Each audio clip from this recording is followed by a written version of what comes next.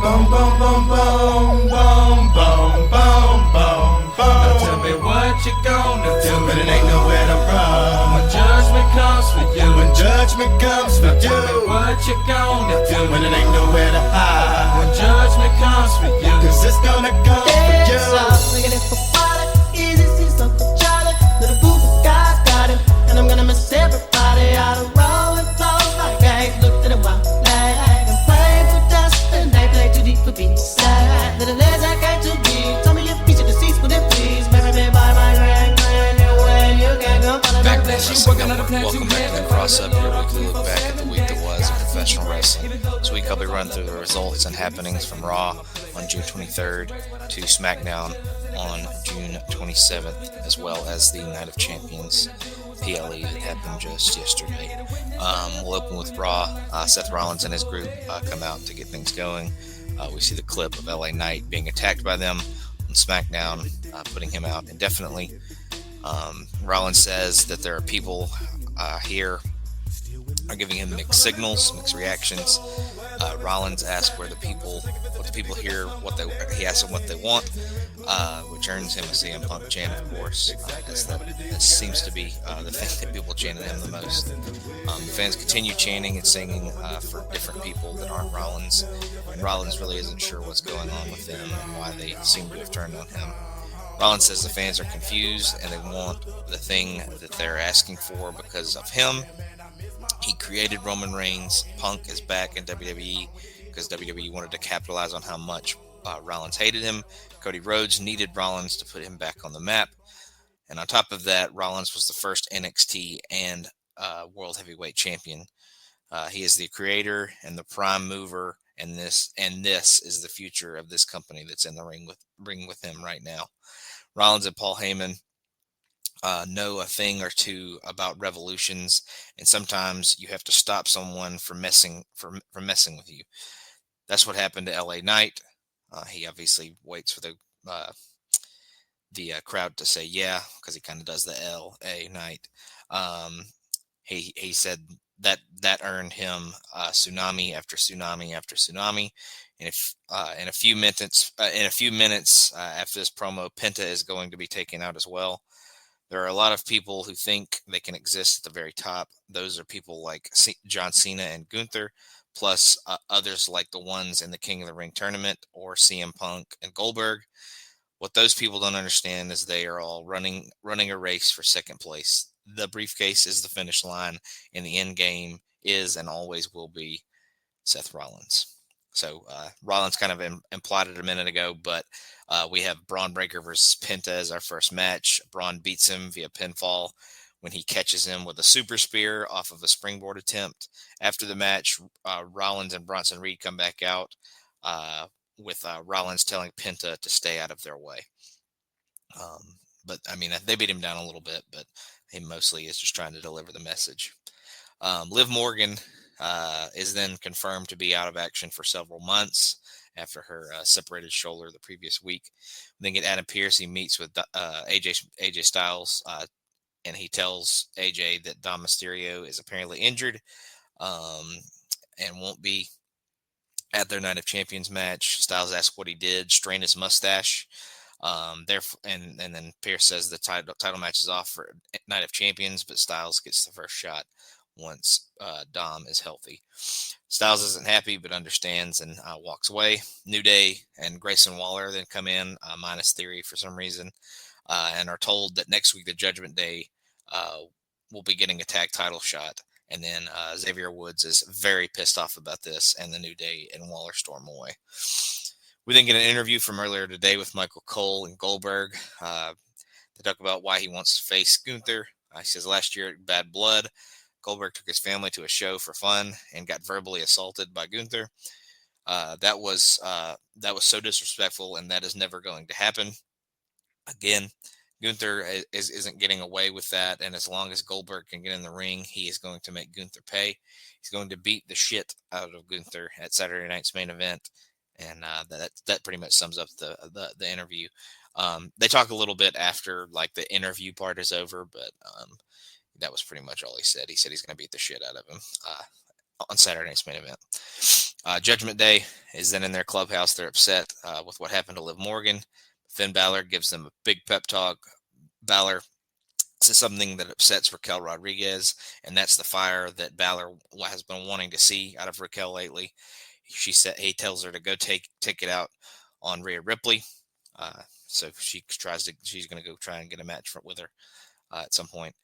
Bayley is then warming up when Lyra Valkyria comes up, wondering why Bayley has ignored her. Bayley apologizes and says she's been focused on the title match. And when Bayley wins, Valkyria will get the first title shot, which seems to smooth things over between the two of them.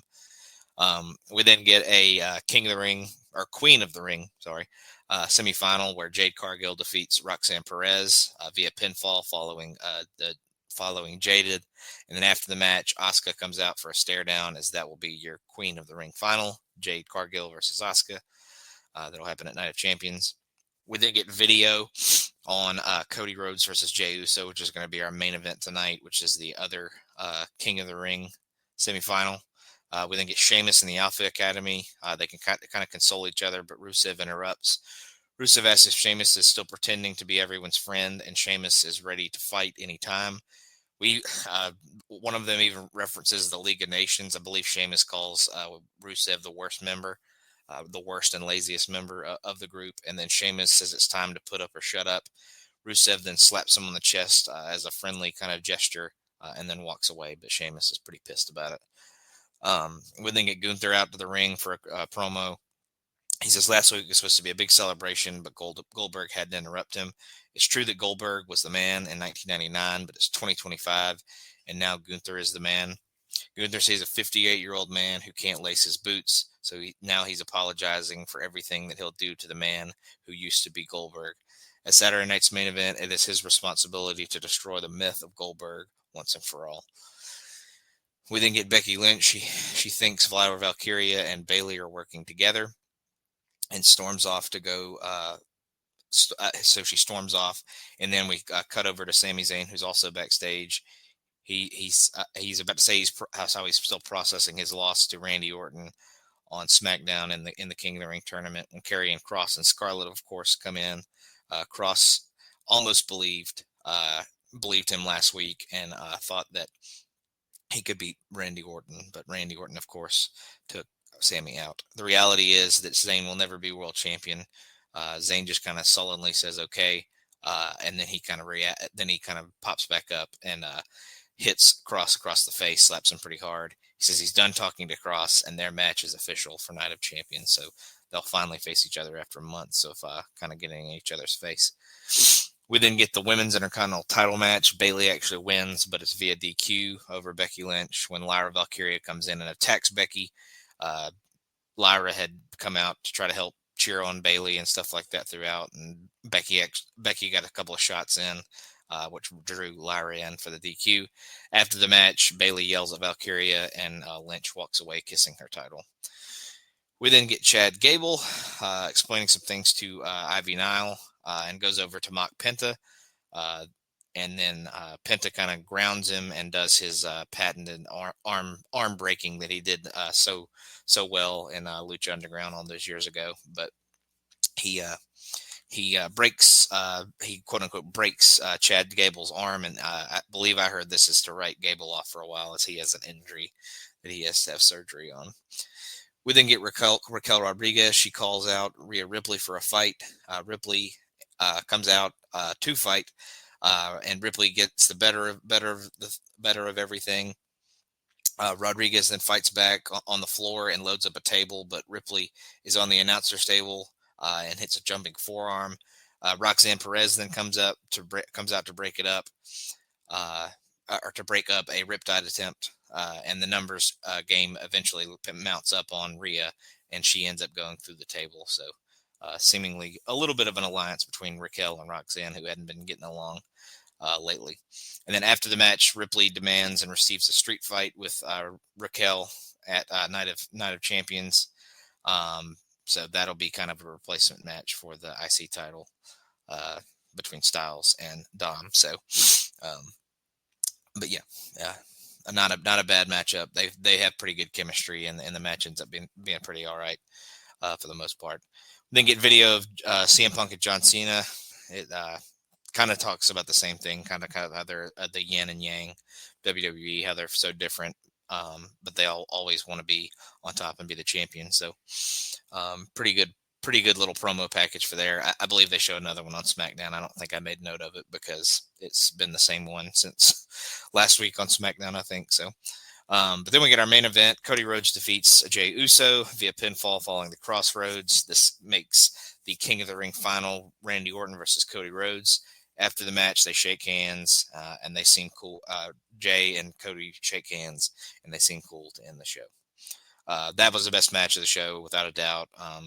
If Cody has a TV match, it's probably going to be pretty good because he's usually just kind of a promo guy, and he competes on the pay-per-views. So definitely check that one out if you haven't. I'm assuming if you're a WWE fan, you probably have, but in the outside chance that you haven't, definitely check it out. We then go to NXT. We open with Lash legend Izzy Dame, Jada Parker, and Jordan Grace, all cutting their like Saturday night's main event type promos with their little like their names and symbols kind of in the back behind them, saying they're going to win tonight and go on to Evolution. We then open with Trick Williams retaining his TNA World title against Josh Briggs via pinfall with the trick shot after Briggs had missed a moonsault attempt. After the match, Williams says he wants respect, but here is Joe Hendry from behind to clear the ring, as we're told that Joe Hendry will be getting the TNA World title shot at TNA's Slammiversary, which is coming up pretty soon. We then get Tavion Heights. He's actually wearing a Ribera's Steakhouse jacket in the back. He's ready to win tonight and escape the no-quarter catch crew, but Charlie Dempsey doesn't seem all too excited about losing another member of his crew. We then see Miles Bourne. He's got some football players with him. I believe they're from, I want to say maybe they were from the University of Florida or something like that, but one of the local colleges. And then Lexus King comes in and interrupts and then mocks all of them and pretty much just walks away, but makes fun of Miles and the football players and bails pretty quick. We then get Javon Evans defeating Tavion Heights via pinfall following the twisting top rope splash. After the match, Jasper Troy comes in and drops Evans and leaves him laying.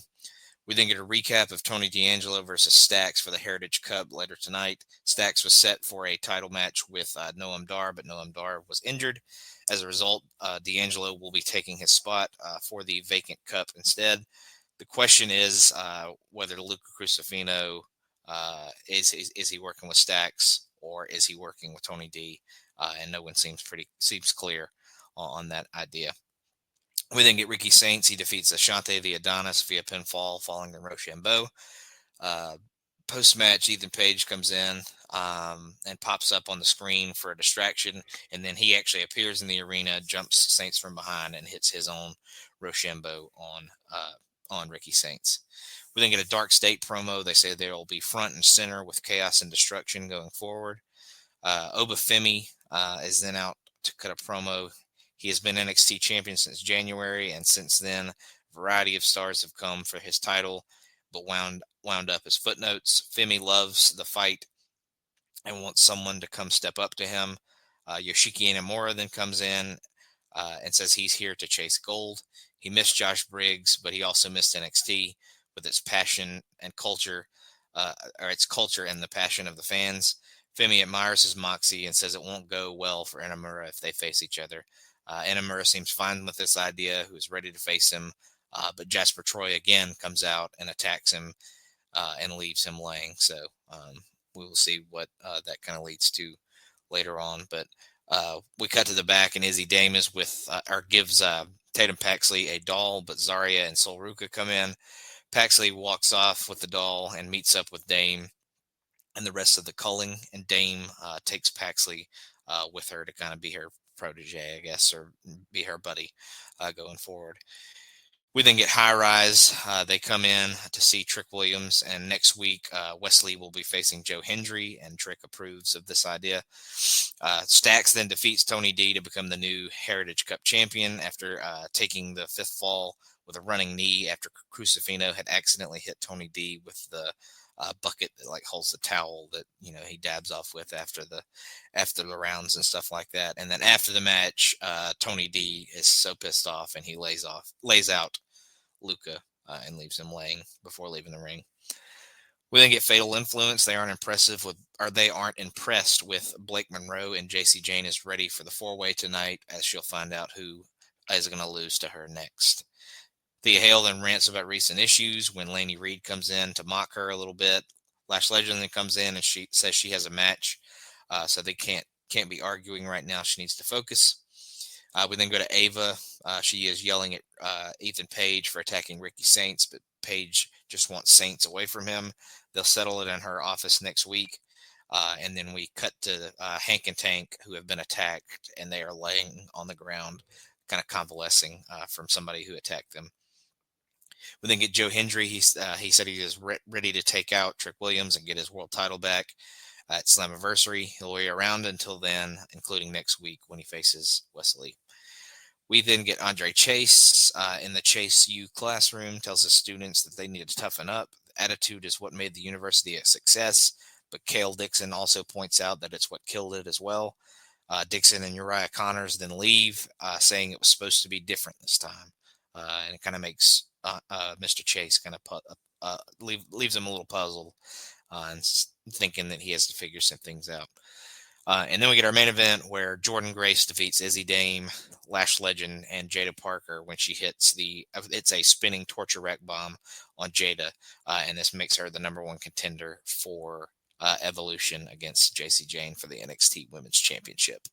That match was the best match of the show. So 2 main events, 2 best matches so far. So definitely check out that women's match between those 4 ladies as they brought it without a doubt and made for a pretty good match. We're going to go from there to Dynamite. Mercedes Moné opens the show jumping Tony Storm and Luther in the back. And then they come into the arena. Monet calls her a stupid little bitch, setting up the statement maker. And then Mina Shirakawa comes out and makes the save for her buddy, Tony Storm. The Young Bucks then move Swerve Strickland and Will Ospreay's match to now instead of in the second hour. So Swerve and Ospreay come out and defeat Blake Christian and Lee Johnson when Swerve hits the house call on Blake Christian. After the match, Ospreay and Strickland have to be held back from the Bucks, so they get back inside the ring. Strickland is tired of dealing with the Bucks and it suggests a tag match at All In. Ospreay wants to up the stakes though, with the Bucks vice presidencies on the line. Then Swerve does a dive onto the security and the Bucks, and the faces end up standing tall to end that segment. And then we come back from commercial, and the Bucks actually suspend Swerve for the next week. The Don Callis family then come in. And the Bucks and Don Callis both want Okada to win at All In and to hurt Kenny Omega, of course. Okada and Konosuke Takeshita then have a stare down, and the fans seem to want to them to have some kind of interaction, maybe in the future. We then get Kota Ibushi, who came back last week. He defeats Trent Beretta via pinfall following a knee to the face. After the match, Okada comes out for a stare down, but walks away without throwing any punches or anything like that, implying that we're going to get a Bushi-Okada match at some point. Moxley then talks about how Hangman Page has lost who he is. Page has talked about how he isn't special, and that makes Moxley sick. Moxley wants Page to reach out and grab what he deserves. At All In, Page will see what a real world champion looks like, which is what Moxley thinks he looks like. Ricochet, we then cut to Ricochet. He interrupts AR Fox and suggests that they be a team. Says tonight he wants to face Jet Speed and wants to know if Fox will be his partner. Fox seems to have been anxious about it, but he says he's in. Jet Speed then beats. Jet Speed is, of course, Kevin Knight and Mike Speedball Bailey.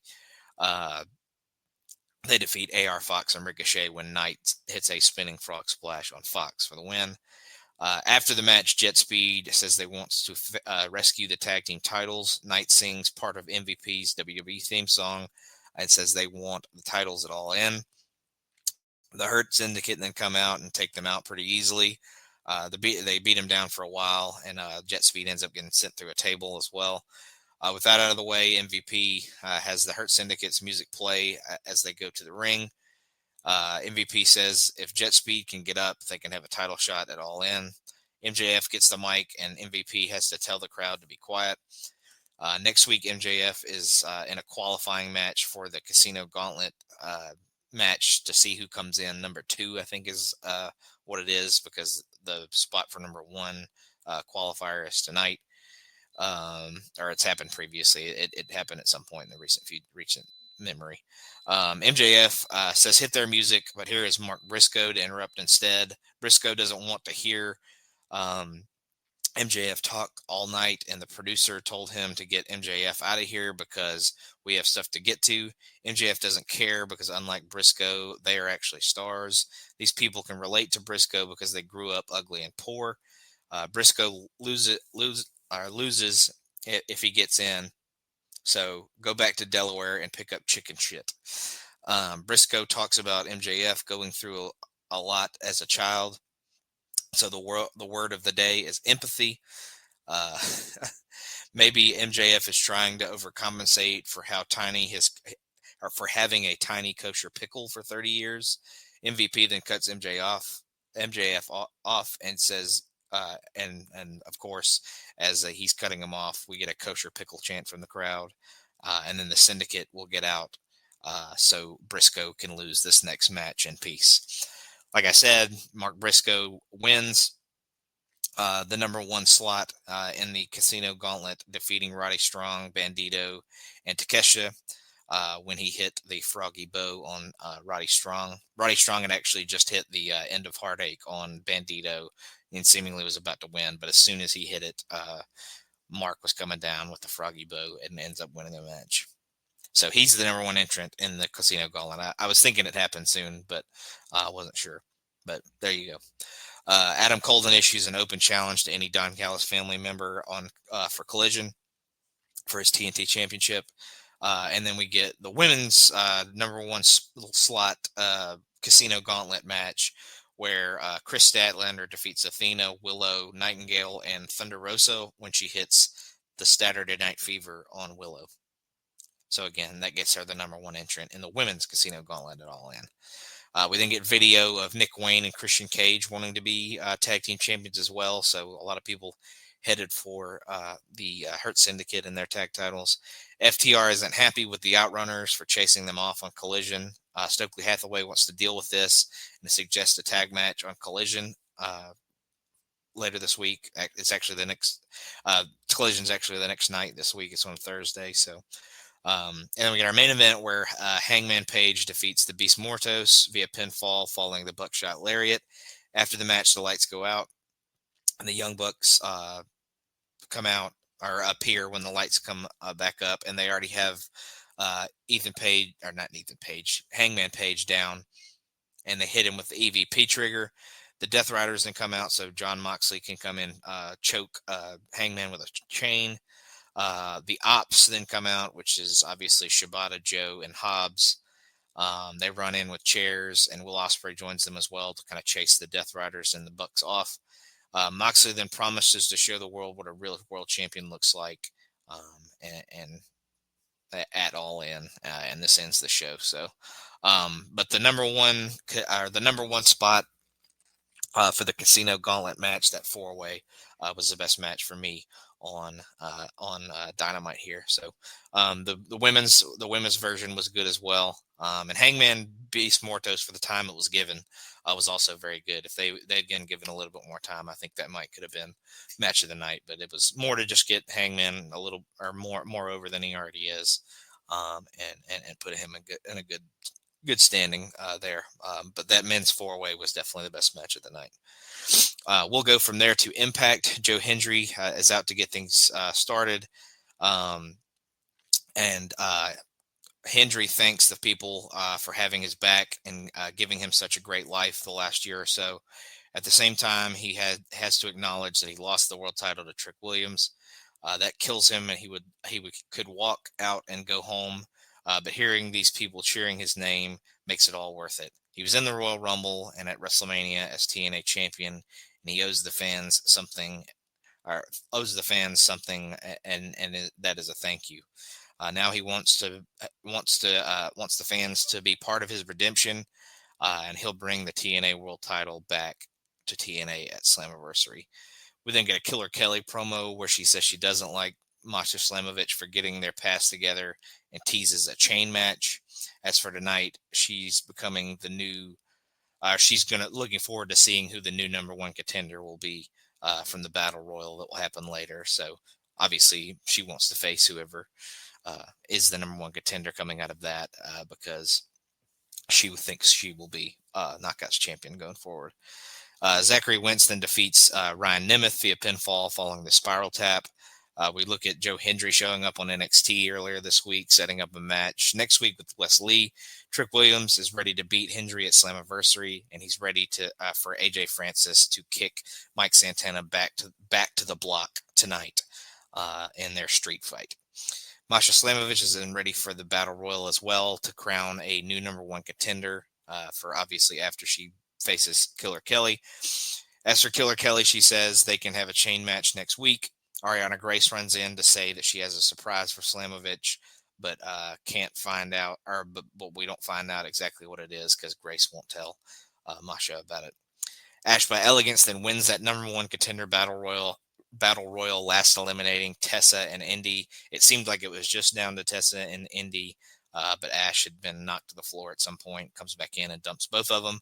The participants other than those three were Lei Ying Lee, Alicia Edwards, Cassie Lee, Danny Luna, Harley Hudson, Jada Stone, Jessica McKay, Jody Threat, Katie Arquette, and yes, she is related to David Arquette.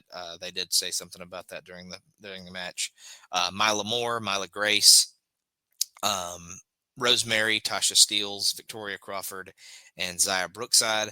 After the match, Masha Slamovich comes out for a stare down with Ash by Elegance. But NXT Women's Champion JC Jane comes out as well, and I guess that was supposed to be Ariana Grace's surprise. So, but then we move on. We look at Tommy Dreamer bringing Jake Something back last week to deal with Mance Warner. Jake Something is glad he's back and he's ready to fight Mance next week. Then he wants the international title, which draws in Steve Macklin and comes in to welcome Jake Something back to TNA. We then get Mustafa Ali. He defeats John Skyler in the Call to Arms match via pinfall following the 450 splash.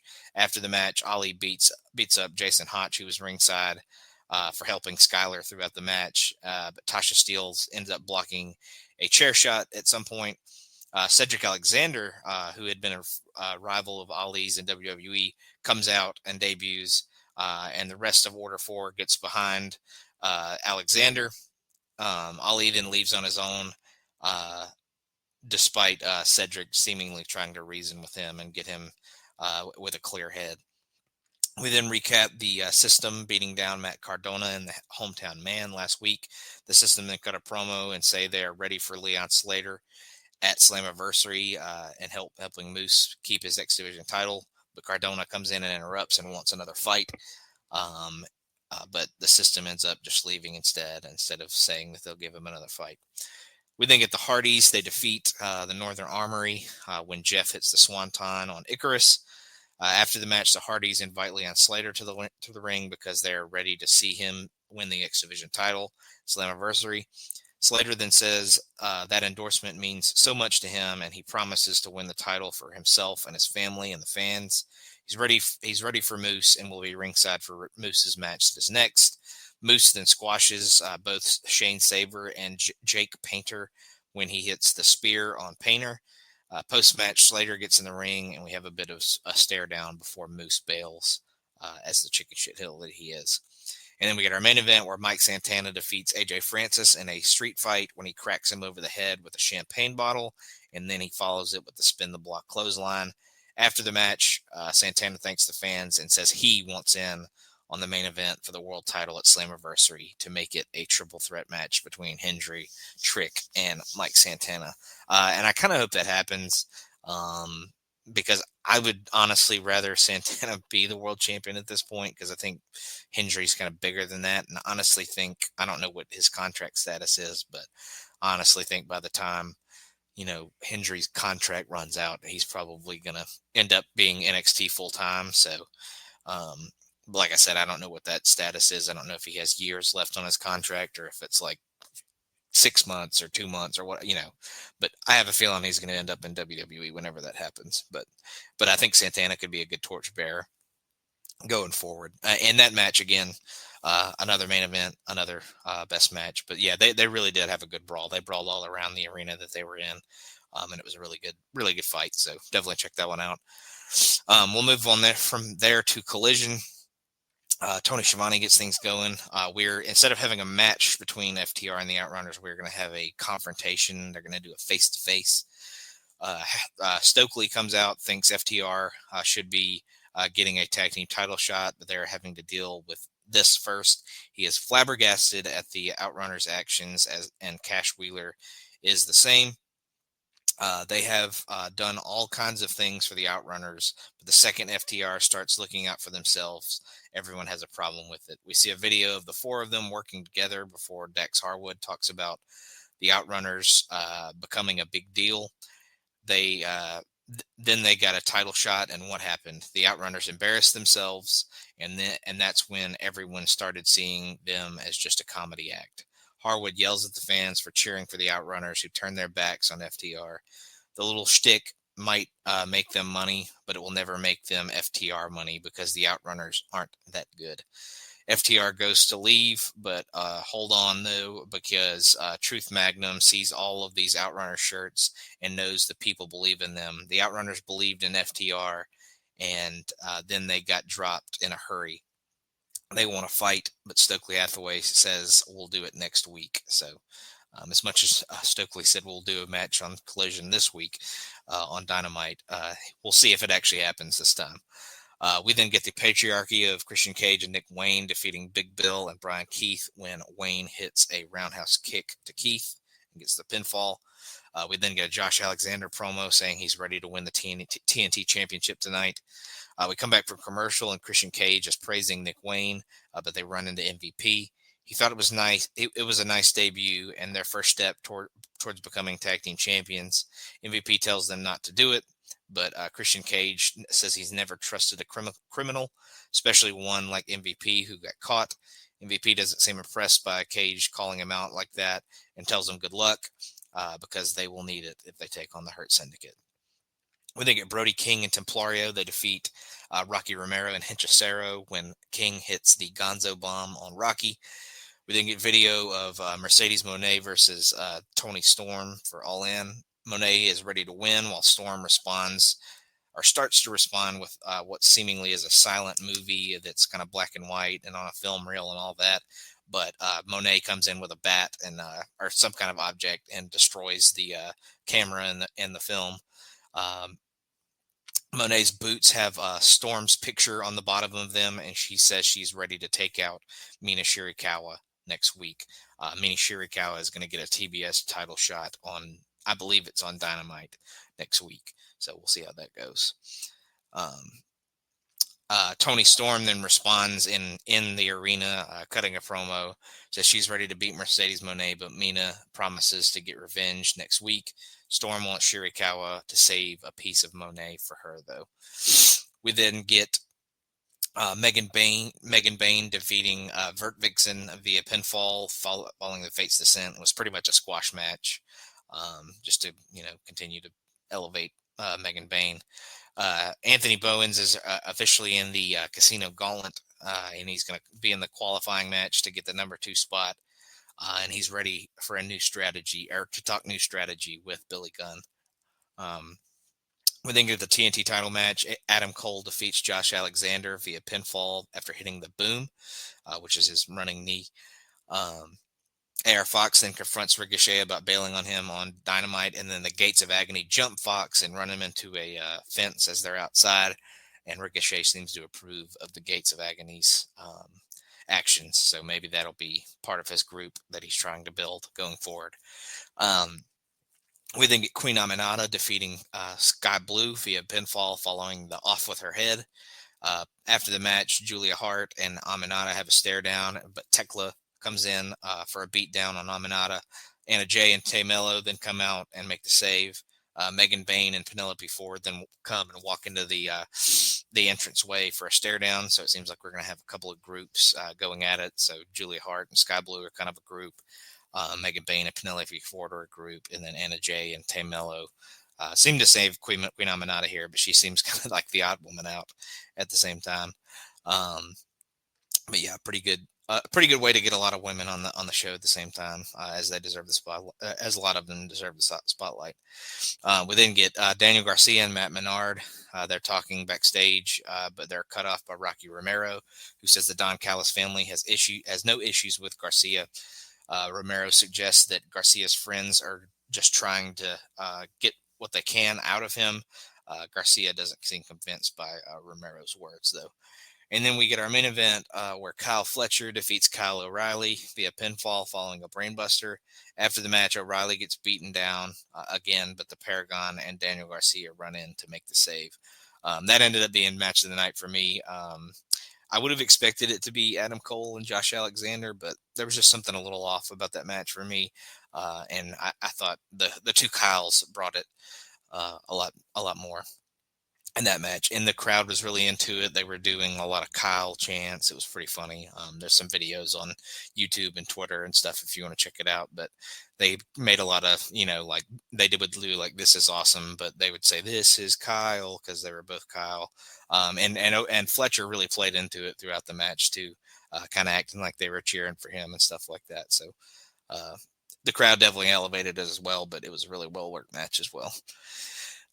We'll go from there to SmackDown to finish up the TV for the week before we get to Night of Champions. But Cody Rhodes starts the show, and the fans receive him very well. They sing his song, but Randy Orton comes out to interrupt before Cody can even speak. Orton also has his song sang for him as he comes to the ring and walks out. He talks about Cody's match with Jey Uso on Raw. He says it should be the match of the year when the Slammies come up. Orton talks about how he wants the crown because he lost the final last year, but he also lost to John Cena and was embarrassed by him and wants another shot at him. He needs to right that wrong as well, and there is nothing he won't do to become the King of the Ring. This includes the RKO, which leaves Cody saying no one has let him get a word in edgewise lately, and Rhodes knows what it means to be embarrassed by John Cena, and the RKO will still be deadly, but Orton won't be King of the Ring. They had some technical difficulties during this promo, so like half of it was shot on like a cell phone. I don't know if they had just a backup, somebody shooting a cell phone camera or something like that, or if they got it from a fan or something, but it was very weird. But they had some technical difficulties with this one, and had to take an alternate angle from like shooting it and stuff. So, but we cut to the back. Solo Sikoa tells JC Mateo to give Jimmy Uso one more opportunity to come back to the family, and then it's time to focus on Jacob Fatu. JC Mateo then defeats Jimmy Uso via pinfall following the Tour of the Islands. After the match, Solo helps Jimmy up, but Uso slaps him in the face. Mateo and Sikoa then beat him down before Jacob Fatu comes out to make the save. Fatu and Uso are able to clear the ring, and Jimmy shoves Fatu out of the way to cut off Sikoa's shot from behind and drops Solo with a super kick. We then get DIY. They start to try to rally the tag team division against the Wyatt Six once again, but Nick Aldis comes in to ask what's going on. DIY rants again, and a match against Andrade and a partner of his choosing is made for later tonight. We then get Julia. She wants the women's U.S. title, but only as a stepping stone. Zelina Vega doesn't like that and is ready to fight to keep her title.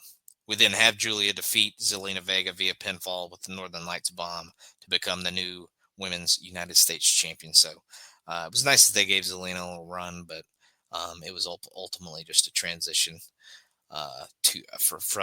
so they didn't have to go from heel to heel. So they gave it to a face for a little bit, and Julia, being a heel right now, ends up taking it from her.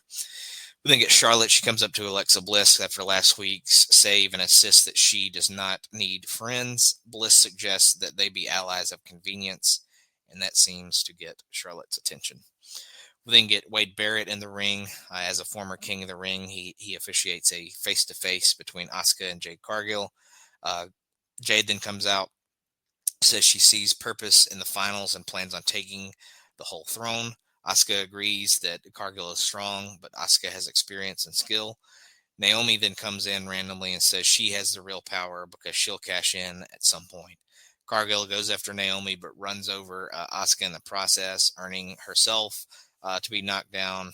Asuka then leaves, and Naomi mocks Cargill, who's on the floor, kind of convalescing from Asuka taking her out. We then get Nick Aldis and Adam Pearce. They're there when Aleister Black comes in. R-Truth interrupts, saying he wants John Cena tonight. This isn't going to happen, but Black follows R-Truth out to the ring, or towards the arena, I mean. Andrade and Rey Fenix then defeat DIY when Andrade hits the message on Ciampa. So Rey Fenix was Andrade's mystery partner. R-Truth comes out and says he's Ron Killings, and so to put some respect on his name, he wants John Cena right now, but he ends up eating a black mass from Aleister Black instead. So continuing that little back and forth from R-Truth ruining Aleister Black's match a few weeks ago. We then get the Street Profits. They talk about what they had to do to get their titles back, so they're ready to face the Wyatt Six tonight. B-Fab comes in and says she has their back if needed. Aleister Black then runs into Damian Priest, who says if Black tried that on him, it would go differently. Black isn't impressed and leaves without saying anything. But Carmelo Hayes comes in to say stay out of it. This time it's Priest who isn't impressed with Carmelo's words. We then get the Street Profits versus the Wyatt Six, but it ends in a no contest, double DQ, whatever you want to call it, when the rest of the tag team division continues to come out and interfere. After the match, the other teams beat up the Wyatts, but Eric Rowan is sent in. The other teams take him out, but Uncle Howdy comes in as well. The Profits fight up and clean house of pretty much everybody, leaving Uncle Howdy to stare at them to end the segment. We then look at JC Mateo beating Jimmy Uso from earlier tonight in the post-match brawl. Jacob is then with Jimmy Uso backstage. Jacob's leaving and runs into Jimmy, and they seem to respect each other. And Uso, Jimmy says he wants a shot at the U.S. title once Fatu gets done with Solo tomorrow night. We then get Tiffany Stratton defeating Nia Jax in the last woman standing when she smacks Nia in the head with the Money in the Bank briefcase as Naomi had tried to come out and get involved. And then Nia falls through a set of tables on the floor and stays down for the 10 count. We then get our final promo for the night. John Cena comes out with kind of a last final face-to-face with CM Punk before their big match.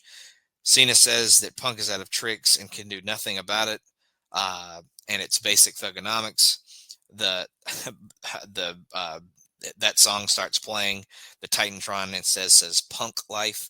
And CM Punk comes out dressed as the Doctor of Thugonomics. He has a Cubs jersey on with a hat kind of on sideways. He has the little knucks that Cena used to have, but they say drug-free on them.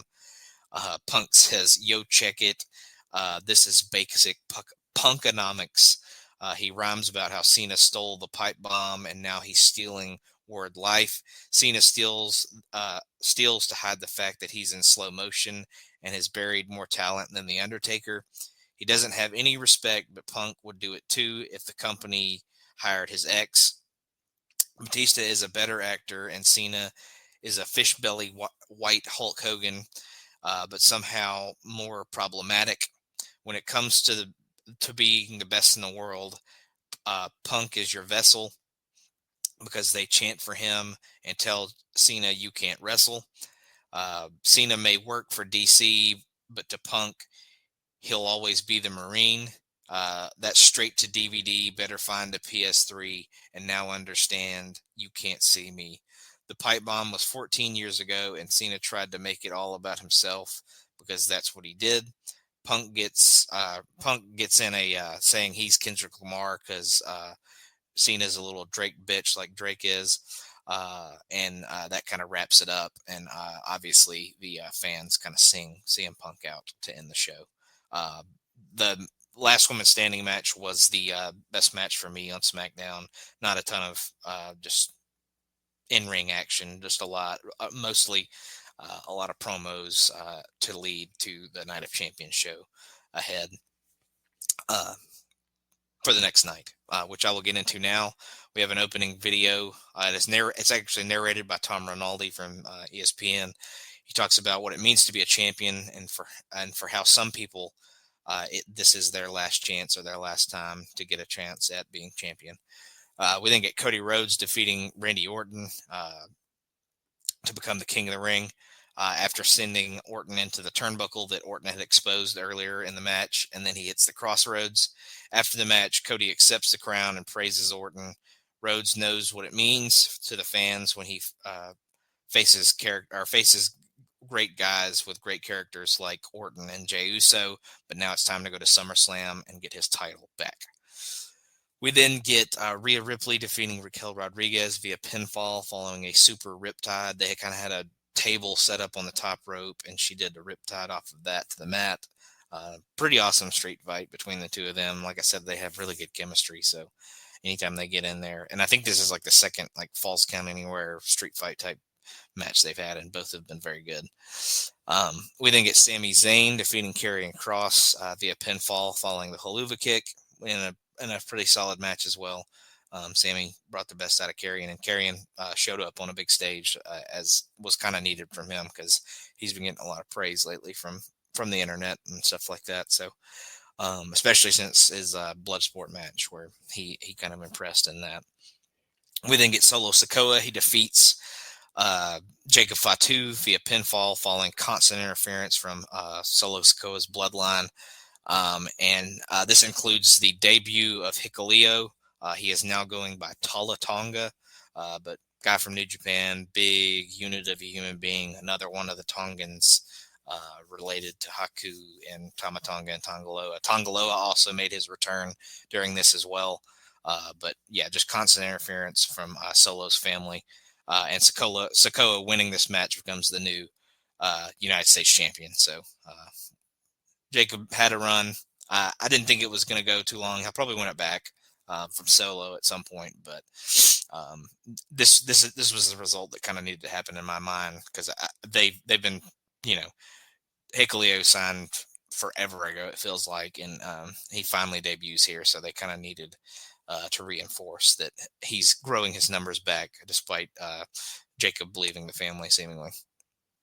We then get the Queen of the Ring final, where Jade Cargill wins the Queen of the Ring, defeating Asuka via pinfall, following Jaded to, again, like I said, become Queen of the Ring. After the match, Cargill talks about not doubting yourself and promises that the storm is coming at SummerSlam when she faces, I don't know if she just gets the title shot on her brand or if she can pick or whatever, but I'm assuming she's going to go after Tiffany Stratton. So it'll be Tiffany and Jade at SummerSlam. And that match was, a lot of people have said it, but Asuka did her best. But Jade, I don't know. I don't know what they're going to do with Jade, because I just don't think she's got it at this point. I don't know if she just doesn't have it in her, or if she's just a slow learner, or if, I don't know. I think she would have very much benefited from going down to NXT and really being the dominant force in that division, than coming up to the main roster and being exposed almost immediately. So, but another kind of rough performance by her. Like I said, Asuka did her best, but we'll see what Jade and Tiffany can do SummerSlam. But we can get our main event, where John Cena and he defeats CM Punk, retaining his championship after constant interference from Rollins and his group, and Penta and Sammy comes out at some certain points.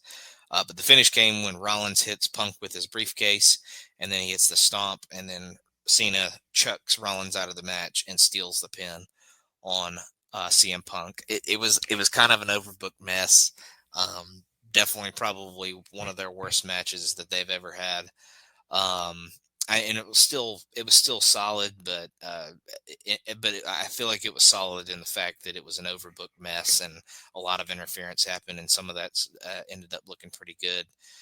It definitely was a struggle at the beginning, and it kind of got a little bit more chaotic and enjoyable as that stuff started to happen, but definitely probably their worst match that they've ever had with each other, if not just one of the worst that they've had. But Yeah, not what we were expecting with the build coming in, but we'll see how they kind of build from it.